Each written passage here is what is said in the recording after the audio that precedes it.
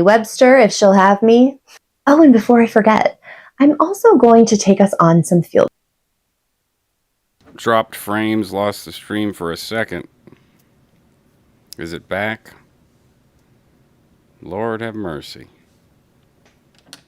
Is this thing back on? I'm having, for some reason, I'm having connectivity issues. I never have connectivity issues, but right now I am. Let's see.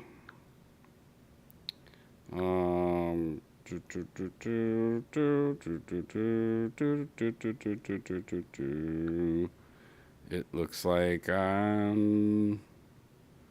Let's see. Switch account. In theta. Is it still up? View channel. Is it still up? Yep. It is. But ain't nobody here. What the hell, damn guy? It was almost done. I'm gonna post this in the Discord.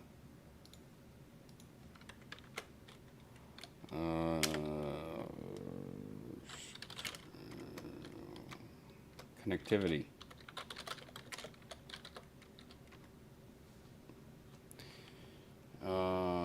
Wait a minute. No, that's the wrong video.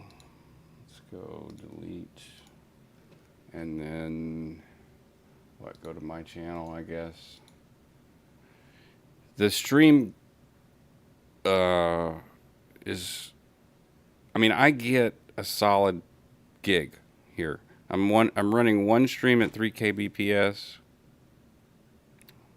and one here is supposed to be at 6.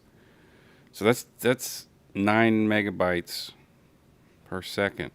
And during this broadcast, it just oh shit. What's up? Oh man. Yeah.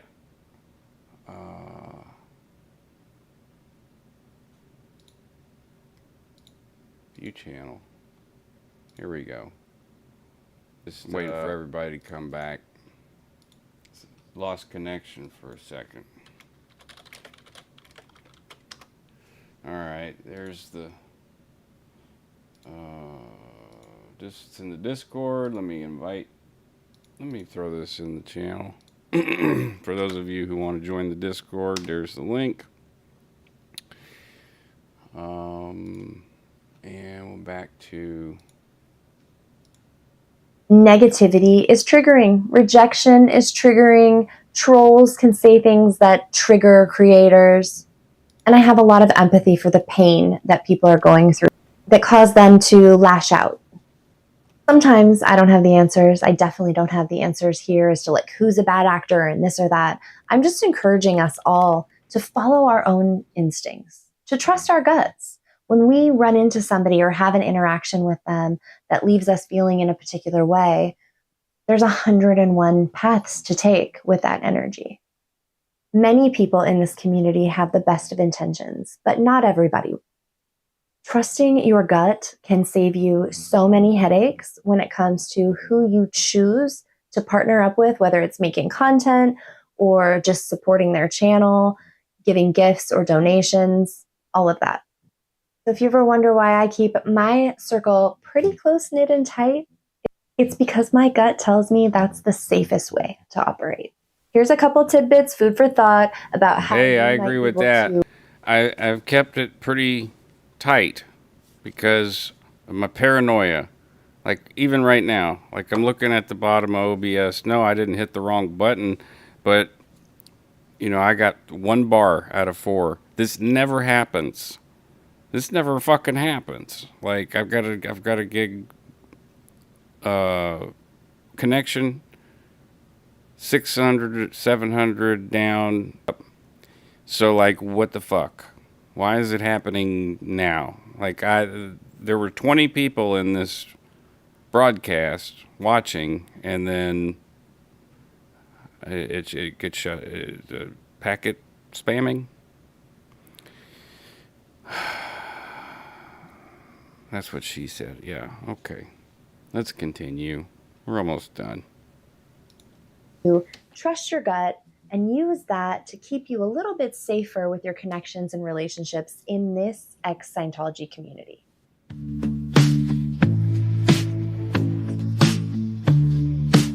Number one, knowledge. Knowledge is power. The more that you can understand how Scientology works, particularly how it forms patterns in personality and behavior, the better off you'll be. When we're triggered, we tend to fall back on old patterns of behavior. And if you know what you're looking for, this can kind of help you see what people are going through and give you a little bit of an idea of where they might go next. I've seen it 100 times, and I've even done it myself, where I become triggered by something in the community, some story, some situation, some comment, and my Scientology thinking training goes into play. I've worked really hard to distance myself from that, but it's a trauma pattern. It kicks in. For me, there's a difference of intention if someone's triggered and lashing out versus they're OSA and they're trying to actually ruin the movement, or if they're approaching. That's a great point to bring up. Like there's lots of nowadays. There's enough ex Scientologists, YouTube creators who aren't just ex Scientologists. I really like that's what she's sort of establishing and coming to at this point. It's really awesome. Whoever said that the first things they saw was an interview with Liz and an interview with me. How long ago was the interview with Liz? I'm curious. It might have been around the same time. I don't know. But yeah, just because someone has a bad attitude or is going through some shit or is talking shit, that doesn't mean they're OSA. At the same time, there's this paranoid thought process that can go on, having been subjected to not OSA directly, but just tactics that are used in Scientology within the organization, used on their parishioners, stuff like that. So, oh no, don't drop again. It is so bad. This connection thing, I don't know what the hell is going on. Maybe somebody hit something outside. Oh, was she on the aftermath? I don't know. She might have been at the event that I went to in Clearwater. I might have even met her. I don't know. Man. Protester who got in way over their head and had no idea just how cunning and terrifyingly oppositional Scientology can be. And that can kind of send people into a tailspin and not really know who to trust or where to turn. So knowledge is power. Know how Scientology operates. Know what to look for when people are triggered. Number two, surround yourself with supportive people that you trust. If you are an ex who is thinking about telling your story, or if you're a never in getting involved, or you're a viewer, a lovely viewer, you're part of this machine. One comment, one like, one follow, one sub is all it takes to show your support. I would hope for all of us that we feel really good about who we're supporting, and the communities in their chats and their discords, whatever that we enter, are places where we feel good. If it's making your stomach turn and your heart race, it might not be the right space for you. And I'm not trying to tell that like up from a pedestal. I'm talking to myself here. We need to live in a bubble of positivity. And that doesn't mean that the truth can't come in. It just means we need a little buffer from the critics, the trolls, and Scientology's crap. Well said. Well said. It can be said from a particular point of view that the creators or the people who experience this aren't talking enough, or they've created an echo chamber for themselves, and I can see how that I can see how that would be. I could see how that could happen. I could see how that would be a concern. But what she says is pretty right on that. Like, it's like there does need to be kind of a safe room within a safe room, to if that makes any sense. Um, Not necessarily gatekeeping. That's not the right word. Um, and yeah, Whitney, yeah, yes, it's a great tip. If it makes your heart race and blood pressure rise, probably bad for your mental health. I happen to agree. Some people, like my brother Mark, he will watch and do the most crazy things. He's an adrenaline junkie. Now, is that good for his mental health? He'll tell you, right? He gets so excited, and he looks, and he really is genuinely excited after doing something absolutely crazy or watching something that gets his blood pressure going. But for me, that's usually a sign of like, if it's something mental. See, with my brother, it's physical stuff. He likes to run into burning buildings. When it's mental stuff, and just the thought of things starts like, you get anxiety and stuff like that. It is a good tip. Number 3, take time to quiet and listen to your own internal voice. There are a million ways to be and live and interact and express yourself. Don't take everybody else's advice, especially in this ex-Scientology community.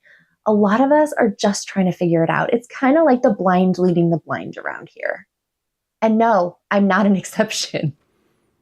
Sometimes after being in a cult or a high control group, it's so easy to look to a leader, to look to somebody to Yeah. be in charge, some grown up that knows what is going on. Well, guess what? You're that grown up. You're that person for your own life.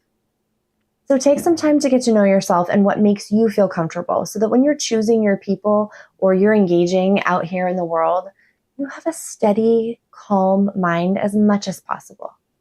Number 4, seek professional help if needed. No, really. Therapy is amazing. Having somebody. That's number 1 for me, but number 4 for her. But hey, it's on the list. Fucking A. It's on the list at least. To talk to, getting new tools, new education, objectivity, a little bit of insight, perspective, all of these things are amazing. And just one of them can change your entire outlook and really your whole future, everything. And I can only imagine that if you're watching this, you're in the SPTV ex-Scientology community space, even if you weren't an actual Scientologist in the past, you might have experienced something similar. And you may run at risk for being triggered from content too. We all do. So I highly recommend getting therapy, getting outside support, professional mental health help when you need it. And maybe sometimes when you think you don't need it. And Hell yes. Hell yes. not just that, but if you can find a therapist or a mental health professional that has cult understanding, coercion, Yeah. high control group, high Yeah. expectation group understanding, Yes. you are miles ahead of the game. Intuition is a powerful tool. It is something that L. Ron Hubbard, Scientology, worked really, really, really hard to compromise in me and many of my fellow ex-cult survivors. Narcissists do this to their victims as well. In fact, in this day and age, there's 1,000,001 ways and situations that could have eroded your sense of self, your trust in your gut, your trust in your instincts. And I'm just here to say that can be reignited, and it should be, especially if you want to be around here, because this place is crazy banana pants. And if you get the ick about somebody, chances are that is your gut protecting you, which is vital for navigating this community or really any other community online. Your inner voice is there to guide you. Trust it. That's what I got for you today. Thanks for watching. Stay strong and let me know in the comments, has your gut ever failed you or has it done? All right. So that's the gist of it there. Where's my MS Paint? There we go. Paint. Okay. Let's see if I can do something here. Uh, draw on what side? Where am I? Hey. Okay, so the way I see it, all right, I heard from Liz, a lot of great stuff. It popped up. I thought it was a great video. I wanted to do a reaction to it. I'm going to share how I feel about or how I see the community. Each one of these little circles is a person who left Scientology for one reason or another. Some of these people have family still or friends trapped inside. All of these are victims.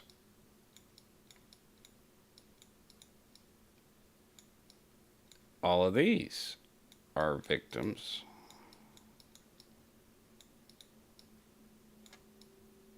But all of these will at some point become a perpetrator as well, because that's part of how Scientology works. All right, you have to, this person down here has to perpetrate something on this person for whatever reason, and then this person perpetrates on this person because they got perpetrated on, and it all works out in the ethics books and all this stuff, and they can run around in circles pinning blame for statistics on whoever. But outside here, where the victims are recovering, sometimes the recovery process doesn't go so well. Sometimes they don't recover very well. Sometimes they continue to perpetrate against themselves or others. And it can become a domino effect.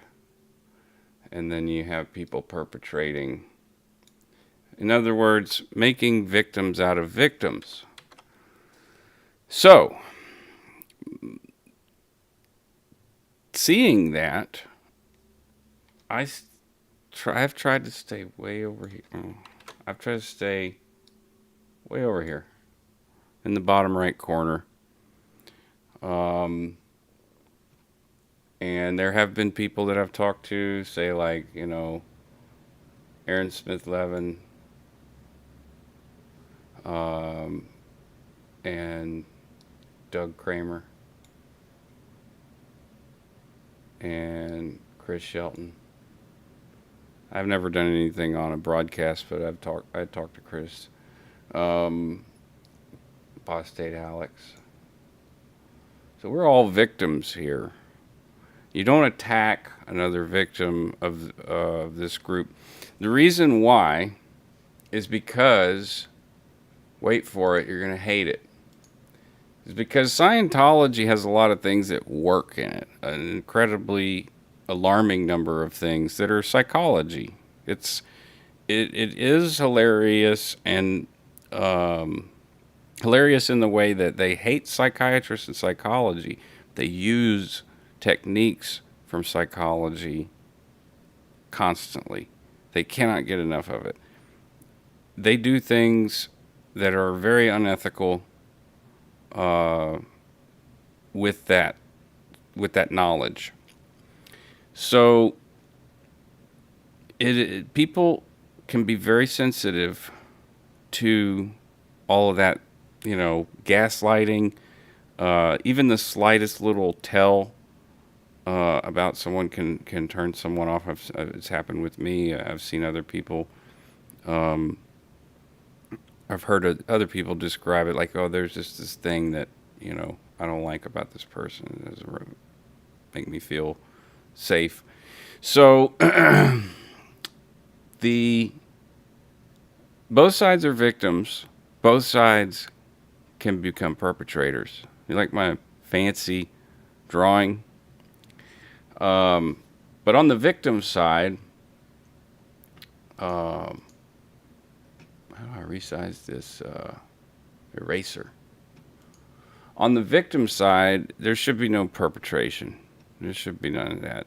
If there are legal things like um, that should be taken care of in a court of law, in the jurisdiction, right? In the district. Here, I'm in District 14, Calcasieu Parish, Louisiana. There were almost 30 allegations in my divorce. I had to go through all this stuff. And it was horrific. It is a big part of why I get so paranoid. Because it's almost as if they were directly involved in my divorce. They did marry us, but it doesn't, I can't connect the dot. There is no dots to connect. All it was a divorce, a very, very messy one. And it caused a lot of pain for my children and I. So it's kind of like, don't muddy the water, I guess. Don't muddy the water, don't cloud up the water. There are times when it clears and then you can see.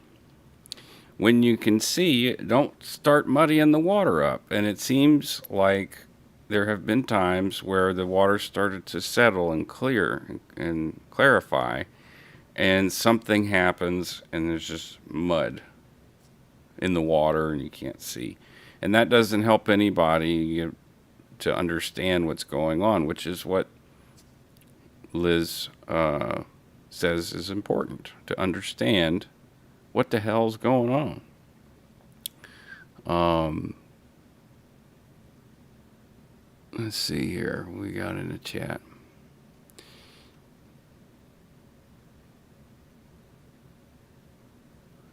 Yeah, Brian's divorce. Cult makes you complicit. It is the way they hold you. Yeah. Whitney, but they use those very techniques. It is totally true. The coercive control mechanism. Lydia's day job is data, so her brain auto looks for patterns and contradictions. Hey, Lori. I'm just about wrapped up here. I just wanted to do this video because I saw it while I was saving the universe from the Reapers in Mass Effect 2. Killed the human Reaper, ready for the third one. Got some music to do. I thought it was an inspiring video.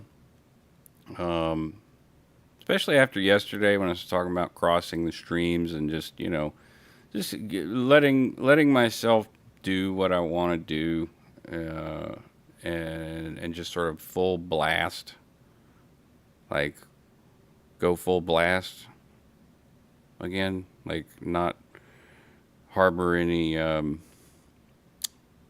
what's the word, the reluctance, and just sort of go for it. So, well, yeah, MA something said, we'll see. But I think this is a really great sign, an indicator of things to come. I mean, at least another book. I have a feeling that it might be a tearjerker, though. She's going into the specifics. I took Psych 101 through 103 in 2013 and 2014. And at McNeese State University. And I would leave the classroom crying very frequently because learning this stuff and realizing it happened to me. And the teacher actually pointed this out. She's like, you may not want to pursue a career in psychology. this was heartbreaking to me because at the time I was broadcasting or uploading videos saying I want to be a cyber psychologist, cyber psych. And she was right though, because there are so many things, and I could write a book, and I should write a book. I'm not, I'm fucking lazy. I like writing songs, but there are so many severe trauma things, which is all past. I'm firmly here in the present, but there are some things that seem to be hard coded, and as a result of that, and when I go to try to write about some stuff, it's I can talk about it. I can talk to you all day. My average phone call is 2 hours. And if you need somebody to talk to, my about information is in the YouTube description. So yeah, like when you click more, it has all of my. Wait, does it? I'm looking right now. Oh, it says contact info. Click to the right of here for about section. Um, if you click there, I don't see view email address. You have to scroll down and click view email address. Here, I'll show you. So if you need to get in contact with me, hold on, let me do this again. You click that, and then channel details. View email address. There it is. There's my email address. Liz gave hers out. I gave mine out. So I'm looking forward to it. New start, redefinition, not non-existence. Redefining who you are. It happens.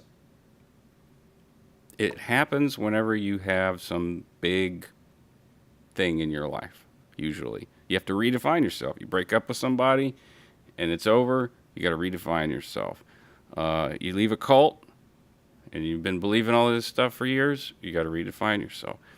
You come to the realization at 30 or 40 years old that you were raised in a very, very different way when you talk to other people, and that your therapists are like, yeah, this is really, really bad. You redefine yourself. So, I love seeing that because it shows that there's growth happening. It may not be, and who knows what's going to come out of it, but I'm right. Let's see, Marcus. You could. Oh, I love Whitney's comment. I agree, Marcus. Time to turn up. Get turned up. Lydia, Marcus, you could write your experience via art and music. It doesn't have to be a book. You do you. That is what I'm doing, and the book. Like, even if I wanted to write a book, I don't think it's time yet because the story's not over. If that makes any sense. And there's characters that are still here that have parts that they're playing still. So I'm still waiting to see how the book ends. I can't finish the book if I don't know how it ends. I could write a short. I could sectionalize it, put it like, okay, here's my years on the road. Here's a book about being on the road. Here's a book about being in Scientology. Here's a book about my childhood. Could do that. Maybe I'll do that. I don't know. It's not likely. People have been asking me to write books for over 20 years. I haven't written one yet. So going off of the past, probably not going to happen. All right. So y'all have a good rest of your week. You may see me again. I'll be around. It's Tuesday. I'm in Louisiana, so it's 3:43 p.m. 7/23/2024. Y'all, yeah, it's okay, Lori. Oh, I see what you're saying. If I wait till it ends, it's too late. Well, yeah, in good time. Part of my redefining of things is letting things be what they are, and time let it work things out. Um, hey Barb, thanks. I'm looking good. I appreciate that.